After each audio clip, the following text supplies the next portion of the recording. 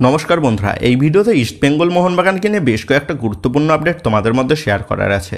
সেক্ষেত্রে ভিডিওটা না স্কিপ করে পুরোটা দেখার অনুরোধ থাকলো। আর তোমরা যারা চ্যানেলে প্রথমবার এসেছো তারা কিন্তু অবশ্যই ভিডিওতে লাইক দিয়ে চ্যানেলটা সাবস্ক্রাইব করে রেখো, কারণ তুমি কিন্তু এখানে তোমার প্রিয় দলের সমস্ত রকম খেলার খবর সবার আগে পেয়ে যাবে। তো চলো আর দেরি না করে আজকের ভিডিওর মেন টপিকগুলো নিয়ে আলোচনা শুরু করা যাক। তো সবার প্রথম আপডেটটাই ইস্টবেঙ্গলকে নিয়ে। তো তোমরা জানো এই মৌসুমের ইস্টবেঙ্গলের সেরা সাইনিংগুলোর মধ্যে অন্যতম সেরা সাইনিংটা হচ্ছে গত মৌসুমের আইএসএলের অন্যতম সেরা বিদেশি মিডফিল্ডার মাদি তালালের সাইনিংটা। গত মৌসুমে আইএসএলের সেরা পারফরমেন্স করায় বিদেশি মিডফিল্ডারকে চূড়ান্ত করে নিয়ে ইস্টবেঙ্গল যে আসন্ন মৌসুমের জন্য নিজেদের মাঝমাঠকে দুর্দান্তভাবে শক্তিশালী করে নিয়েছে সেটা কিন্তু বলাই যায়। তো ইস্টবেঙ্গল দলের সেই নতুন মিডফিল্ড জাদুঘর মাদি তালাল কিন্তু আজ ভোর 3:30 দিকে তিনি কিন্তু কলকাতায় চলে এসেছেন এবং খুব সম্ভবত আজ অথবা আগামীকাল থেকে মাদি তালাল কিন্তু অনুশীলনে যোগ দিয়ে দেবে ইস্টবেঙ্গল দলকে নতুন মৌসুমে আরও সফলতার মুখ দেখানোর জন্য। তো যে একেবারে নেক্সট আপডেটটা বেরিয়ে আসছে 23 বছর বয়সী ভারতীয় ডিফেন্সিভ মিডফিল্ড পজিশনের প্লেয়ার জিকসন সিংকে নিয়ে। তো তোমরা জানো ভারতীয় ফুটবলের এই সেরা মিডফিল্ডারকে দলে নেওয়ার জন্য মোহনবাগান ম্যানেজমেন্ট কিন্তু গত মৌসুম থেকেই ট্রাই করেছিল। ইভেন এই মৌসুমেও মোহনবাগান ম্যানেজমেন্ট জিকসনের উপর ইন্টারেস্টেড ছিল। তবে এই মৌসুমে আপুইয়া ইস্টবেঙ্গল ম্যানেজমেন্টের হাতছাড়া হয়ে যাওয়ার জন্য ইস্টবেঙ্গল ম্যানেজমেন্ট তারা নিজেদের দলের মাঝমাঠকে আরও শক্তিশালী করে তোলার জন্য তারা কিন্তু জিকসন সিংয়ের ডিলে অল আউট ঝাঁপায়। আর জিকসন সিংয়ের কাছে মোহনবাগানের থেকেও ইস্টবেঙ্গলের অফারটা কিন্তু বেটার ছিল, কারণ গেম টাইমের জন্য। কারণ তোমরা জানো মোহনবাগান দলে প্রচুর পরিমাণে মিডফিল্ড পজিশনের ভারতীয় প্লেয়াররা রয়েছে, যার ফলে জিকসন মোহনবাগান দলে আসলে সে কতটা গেম টাইম পেত সেই নিয়ে কিন্তু যথেষ্ট সংশয় ছিল, যার ফলে জিকসনের কাছে তার প্রথম চয়েসটা ছিল কিন্তু ইস্টবেঙ্গলের অফার।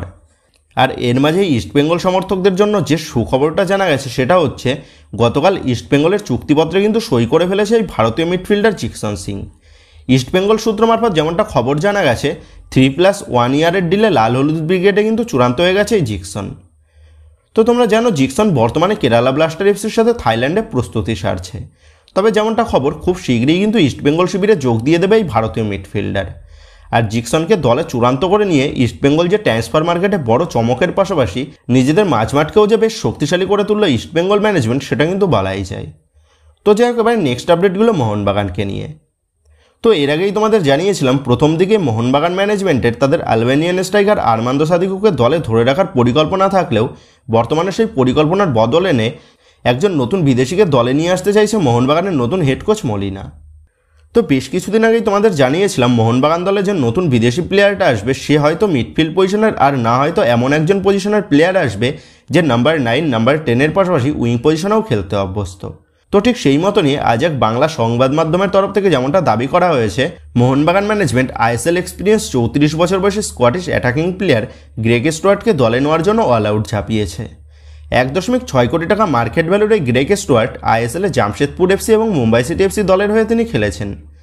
গত মৌসুমে মুম্বাই সিটি এফসি দল থেকে জানুয়ারি ট্রান্সফার উইন্ডোতে গ্রেগ স্টুয়ার্ট যোগ দেয় প্রিমিয়ারশিপের ক্লাব কিলমার্কনক এফসি দলের হয়ে।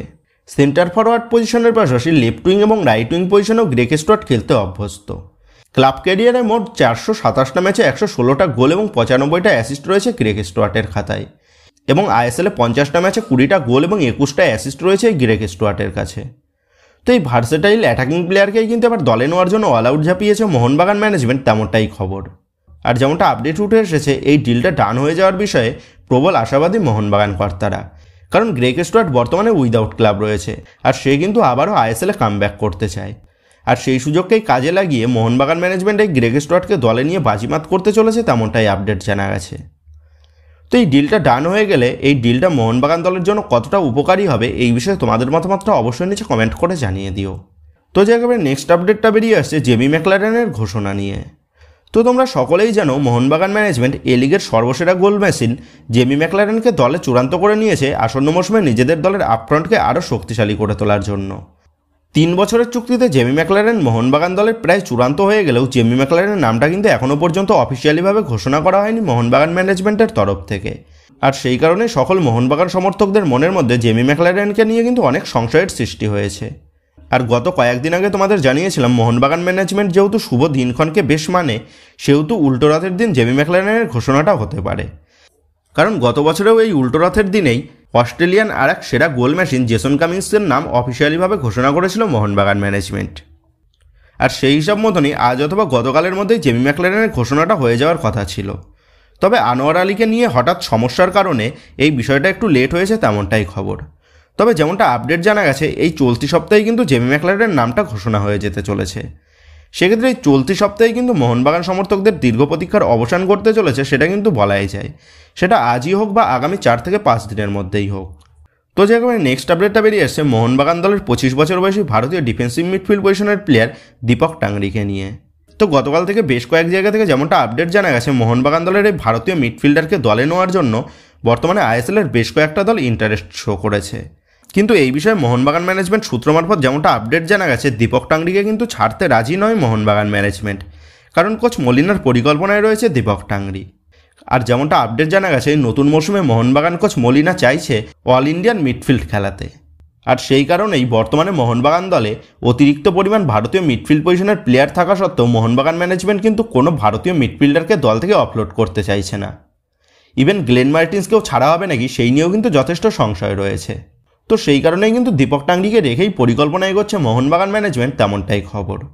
তো যাই হোক বন্ধুরা, এই ভিডিওতেই গুরুত্বপূর্ণ আপডেট করাই তোমাদের মধ্যে শেয়ার করার ছিল। তো আশা করি ভিডিওটা তোমাদের ভালো লেগেছে।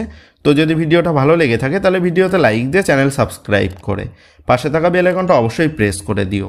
আর তোমরা যারা এখনও পর্যন্ত আমাদের সোশ্যাল মিডিয়া পেজটাকে ফলো করোনি, তারা কিন্তু অবশ্যই নিচে ডেসক্রিপশন বক্সের লিঙ্ক থেকে আমাদের সোশ্যাল মিডিয়া পেজটাকে ফলো করে দিও, কারণ এখন কিন্তু সমস্ত লেটেস্ট আপডেটগুলো সবার আগে আমাদের সোশ্যাল মিডিয়া পেজেই পোস্ট করা হয়।